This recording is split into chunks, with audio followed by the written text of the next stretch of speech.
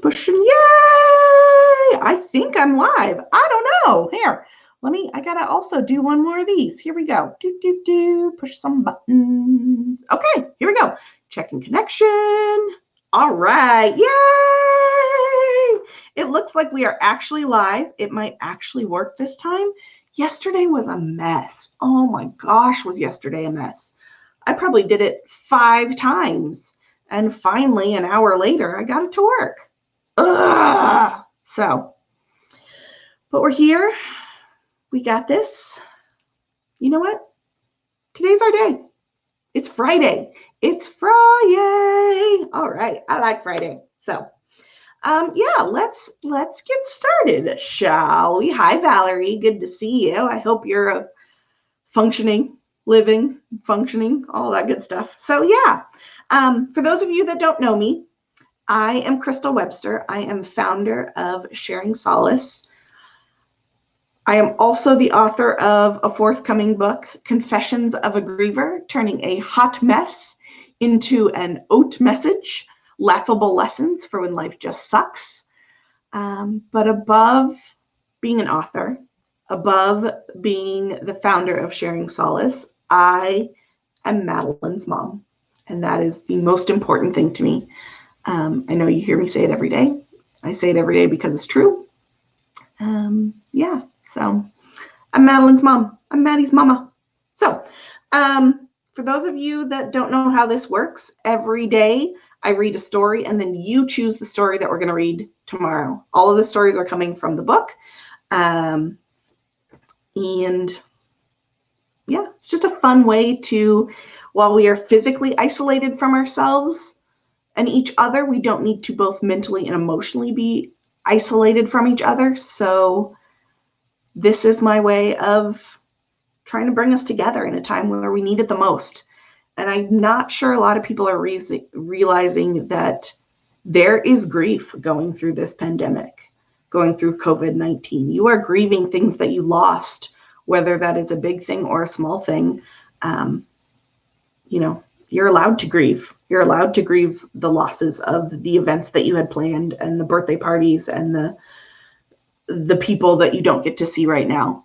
You're also allowed to be grateful for those things. So yeah, before I get into the story, which today we are reading, You'll Set Yourself Free, thanks to everyone that voted yesterday. But don't forget to go to sharingsolace.com/book. By doing that, you'll get the first 2 chapters of the book automatically delivered to your email. You can read those whenever you want. And it will help you to help me to help you to remember to come back tomorrow when we do this again. Because we do it every day, Monday through Saturday. I take Sundays off because showering is hard. Showering and drying your hair is hard. So yeah, Monday through Saturday, about this time in the afternoon, we read a story. And then you pick the story that we read the next day. So don't forget to do that. You'll get all kinds of goodies too about the book as well. But most importantly, it reminds me to remind you to come back tomorrow and hear the next story. Regarding the stories, I have another what I think is a super cool thing that I'm trying to get to work. So if that works, I will make sure that you all know about it. But until then, I guess I'll just tease you with, I'm doing a super cool thing. All right, so the story today is You'll Set Yourself Free. Here is something that I absolutely, in my wildest dreams, never expected to happen. It seemed so backwards and counterintuitive. A huge weight has been lifted from my life since my Madeline died. Now stay with me. I promise this will make sense in a minute. When Madeline died, I was wrecked. I was broken into 1,000,000 billion pieces. Duh. My words felt meaningless and my actions thoughtless. I had fewer than 0 reasons to get out of bed until one day I just did. There was a day that I realized I could put things into my own perspective. The worst thing that I could ever imagine happening to a person was the sudden, tragic death of a child, followed by the death of the life that you saw for them, and for the life you saw yourself having with them. At one point in my grief, I actually made a laundry list of all the terrible, horrible, no good, very bad things that I thought could happen to a person. Dismemberment, job loss, terminal illness diagnosis, divorce, wrongful incarceration. The list went on and on. I thought through each and every one of those scenarios intensely.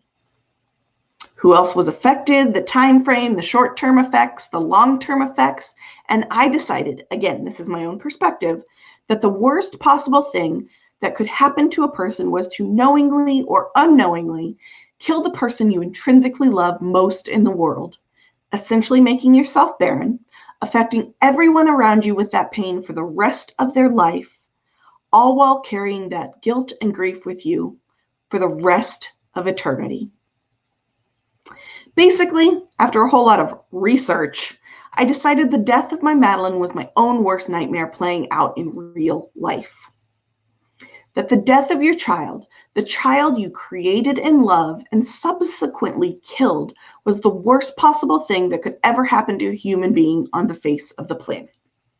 Now, side note here, there's a commercial that plays on loop on late night TV for a pediatric hospital. In it, soliciting for donations, a mother says to the camera, "The worst thing you can ever hear someone say is your child has cancer." While I absolutely believe that this is her truth, every single time I see that commercial on TV, I scream, BS!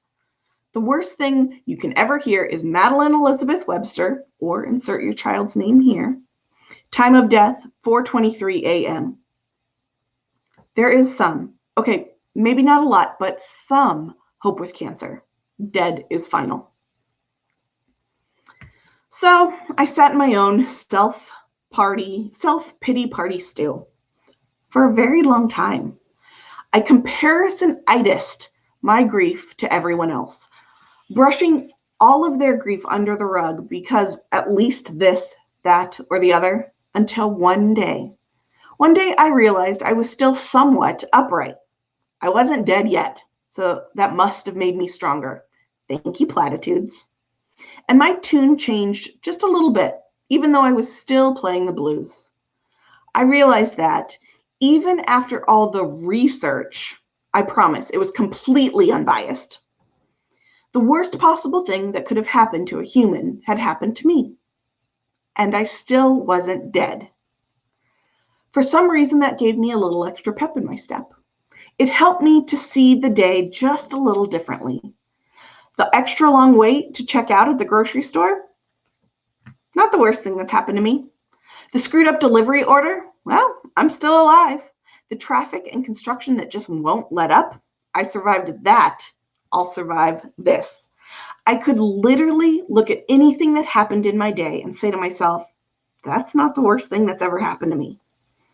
There is something ridiculously freeing about walking through your day and knowing that whatever stupid crap is thrown at you, your boss's unrealistic expectations, the heel of your shoe snapping off, getting into a fender bender, you'll survive.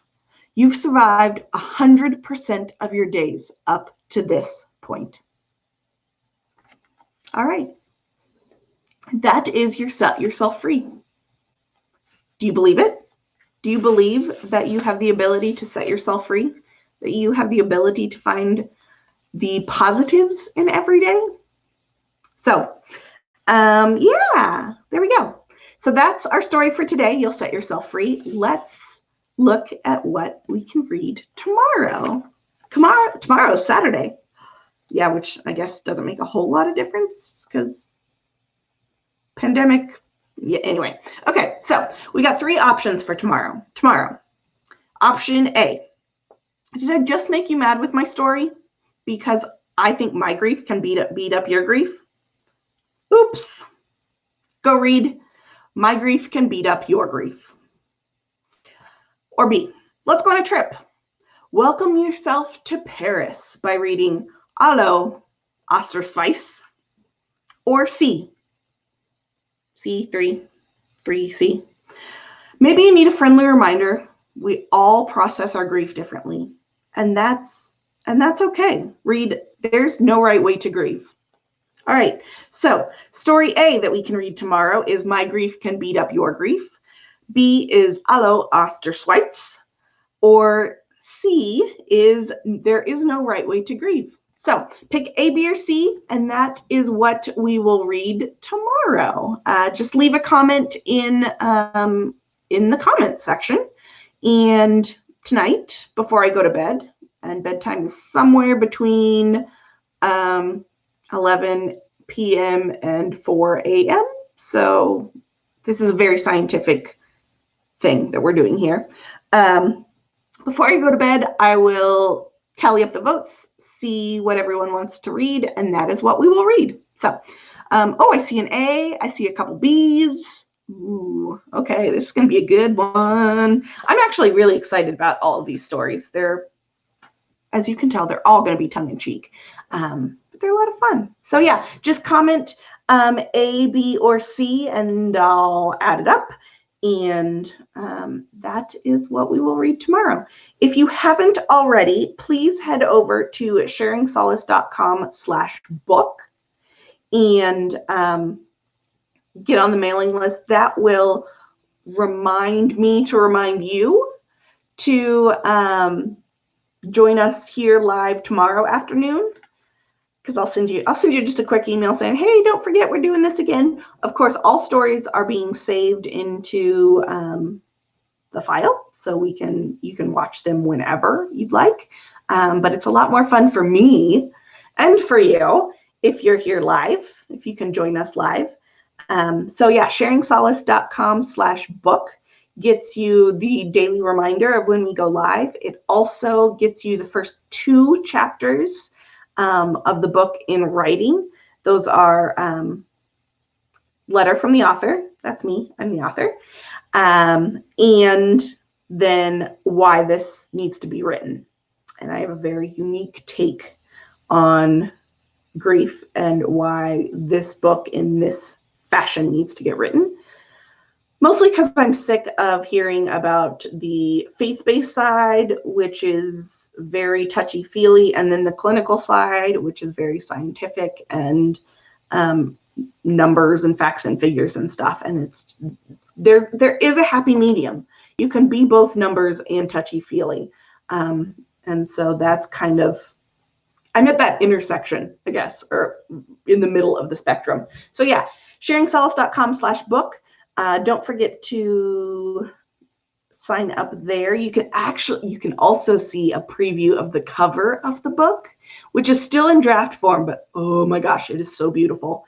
And there's so much symbolism in it.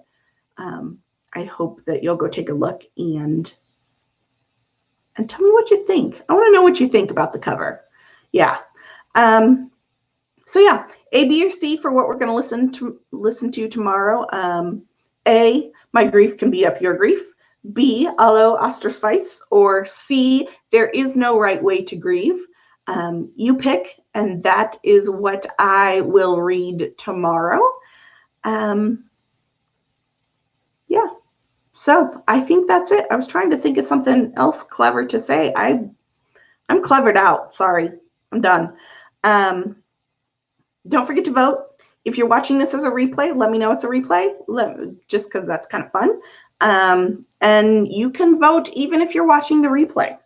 So if you're watching it right this second, right now, no matter what time of day it is, I want to see a vote, A, B, or C. Yeah, all of them are good. So I want to see a lot more votes. I hope that you're having a wonderful day. Until tomorrow, get grateful, and I will see you soon.